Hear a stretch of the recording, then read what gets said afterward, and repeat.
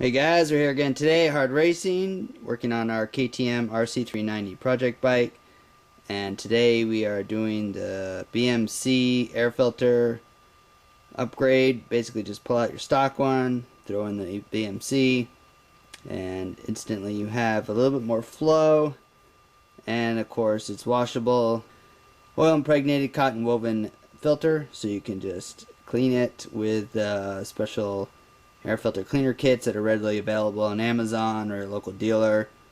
Most people just use the K&N one, which comes with its own little bottle of soap and a bottle of filter charger oil. That's the best way to do it. And that way this filter pretty much lasts you the lifetime of the bike plus some.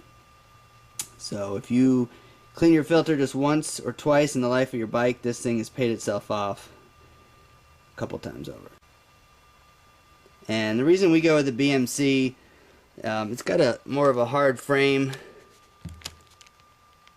to it. A lot of the other brands, they use really cheap rubber and it deforms and it doesn't seal very well, whereas theirs is more of a rigid frame, so it doesn't lose contour and it stays in the shape it's supposed to, especially when you crunch it down in the airbox lid. So again, it's personal preference, but we've been using them for the longest time. It's a great filter, lasts long, works well. So not only are you getting a little more flow, but you're also getting a lifetime pretty much filter. It's kind of a win-win. So we'll show you today how quick and easy it is to install this thing.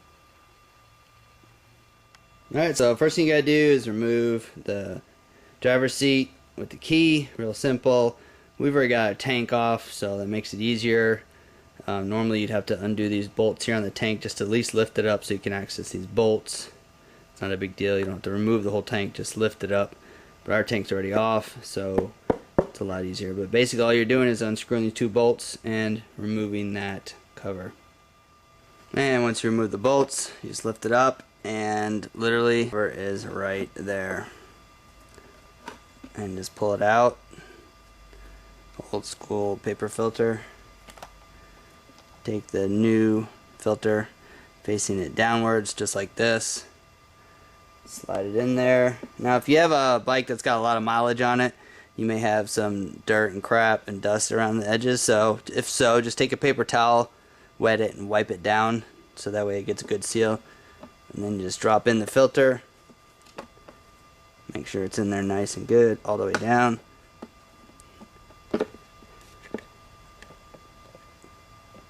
Reach in there in the back and make sure it's pressed all the way flush, so that all that's up is this little section right there. And then take the cover and make sure the back of it is seated into the little slots, so that way when you push down the front, it's seated correctly. Here's a little better view of what we're talking about. Those little clips right there go into the slots on the back of the airbox. Just make sure they're tucked up under that before you push the front of the lid down.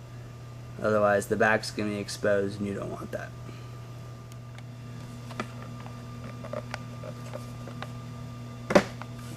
And that way you know it's in, and then you can bolt down the two screws on the front. And then just give a little pull up on the back of it. If it doesn't come up, then you know it's in there. And you can also look down there with a flashlight and see the clips that came through on the back side.